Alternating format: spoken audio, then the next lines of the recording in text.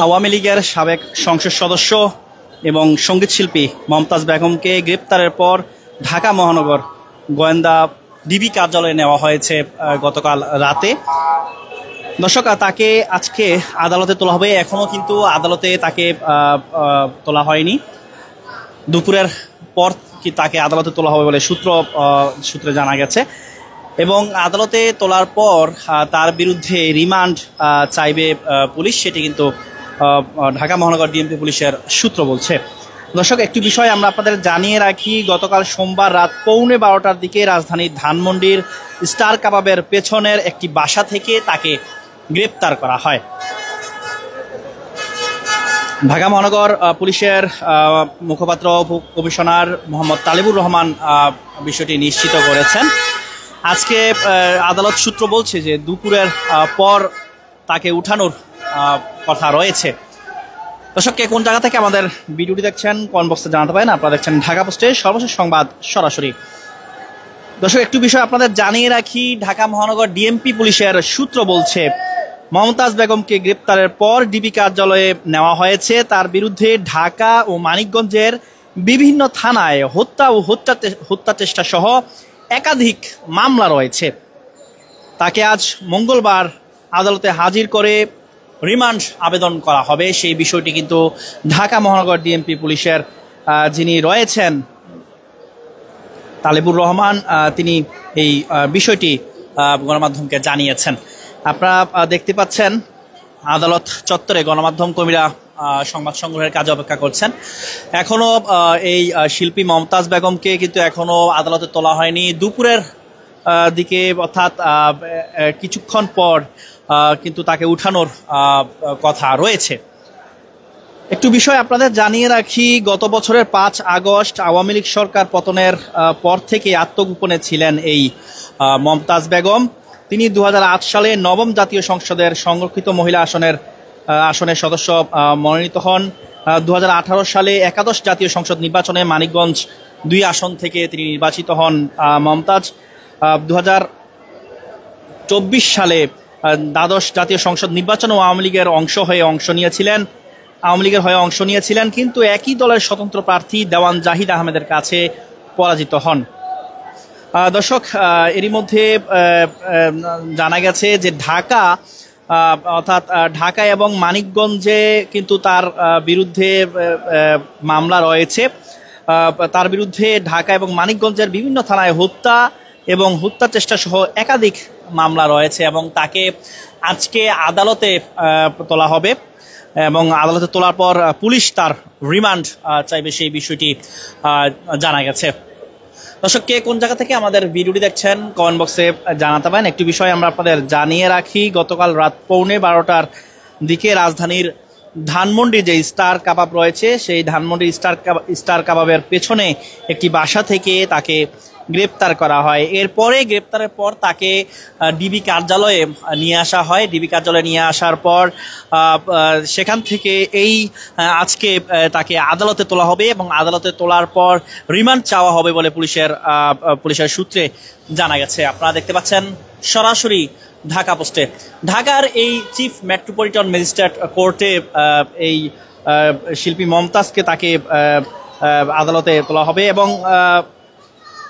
যিনি আওয়ামী লীগের সাবেক সংসদ সদস্য, তাকে গ্রেপ্তার করা হয়েছে হত্যা এবং হত্যা চেষ্টা মামলা সহ তার বিরুদ্ধে ঢাকা এবং ঢাকার বাইরে অর্থাৎ মানিকগঞ্জের বিভিন্ন থানায় একাধিক মামলা রয়েছে বলে জানা গেছে।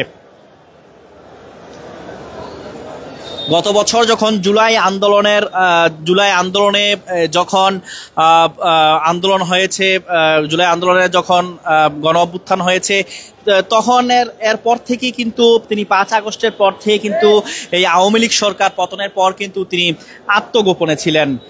এরই মধ্যে 9 মাস পর অর্থাৎ এত মাস পর কিন্তু তাকে গ্রেপ্তার করতে সক্ষম হয় ঢাকা মহানগর গোয়েন্দা পুলিশের ডিবি। ধানমন্ডির একটি বাসা থেকে তাকে গ্রেপ্তার করা হয় এবং তার বিরুদ্ধে একাধিক মামলা রয়েছে পুলিশ সূত্রে জানা গেছে এবং ঢাকা এবং মানিকগঞ্জে তার বিরুদ্ধে হত্যা এবং হত্যা চেষ্টা সহ একাধিক মামলা রয়েছে বলে জানা গেছে।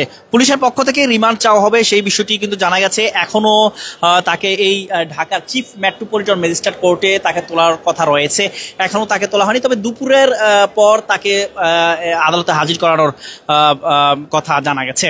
আপনারা দেখতে পাচ্ছেন সরাসরি ঢাকা পোস্টে।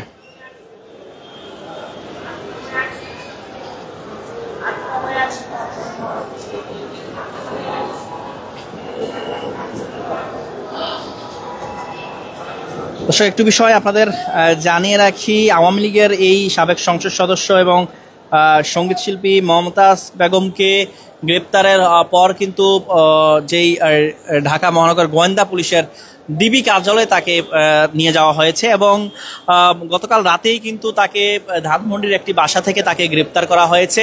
এর পরেই কিন্তু তাকে ডিবি কার্যালয়ে নেওয়া হয়েছে। ডিবি কার্যালয় থেকে ঢাকার এই চিফ মেট্রোপলিটন ম্যাজিস্ট্রেট কোর্টে তাকে তোলার কথা রয়েছে এবং আইন শৃঙ্খলা বাহিনীর পুলিশের পক্ষ থেকে তার বিরুদ্ধে রিমান্ড চাওয়া হবে সেই বিষয়টি কিন্তু জানা গেছে।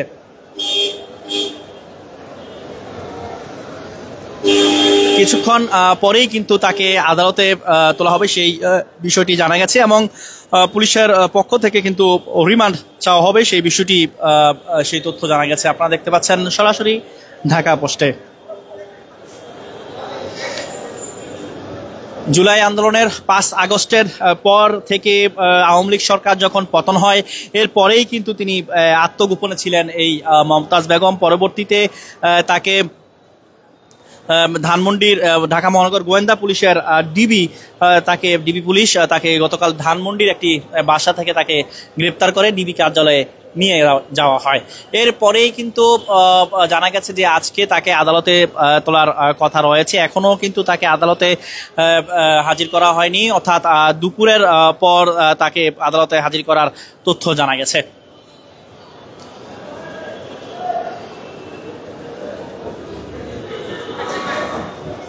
দর্শক, আপনারা দেখতে পাচ্ছেন সরাসরি ঢাকা পোস্টে। একটু বিষয় আমরা আপনাদের জানিয়ে রাখি, এই মমতাজ বেগমের বিরুদ্ধে ঢাকা এবং মানিকগঞ্জের বিভিন্ন থানায় হত্যা এবং হত্যা চেষ্টা সহ একাধিক মামলা রয়েছে বলে জানা গেছে। তাকে আজকে আদালতে হাজির করা হবে এবং আদালতে হাজির করার পর তার বিরুদ্ধে রিমান্ড আবেদন চাইবে পুলিশ, সেই তথ্য জানা গেছে। আপনারা দেখতে পাচ্ছেন সরাসরি ঢাকা পোস্টে।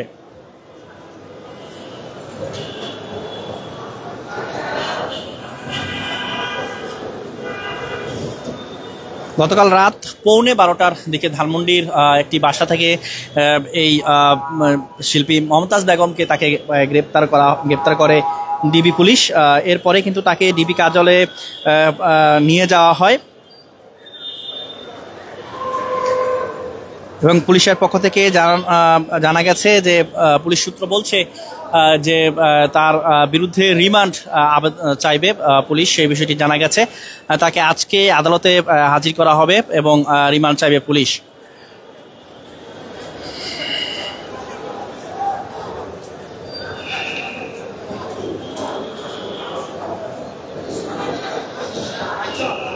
দর্শক, একটু বিষয় আপনাদের জানিয়ে রাখি, দ্বাদশ জাতীয় সংসদ নির্বাচনে মানিকগঞ্জ 2 আসনে আওয়ামী লীগ মনোনীত প্রার্থী ছিলেন এই মমতাজ বেগম। তবে নিজ দলের স্বতন্ত্র প্রার্থী দেওয়ান জাহিদ আহমেদ টুলুর কাছে নির্বাচনে পরাজিত হন তিনি। সংসদ সদস্য নির্বাচিত না হলেও তিনি সিংগাইর উপজেলা আওয়ামী লীগের সভাপতি দায়িত্ব পালন করে আসছিলেন দীর্ঘদিন ধরে।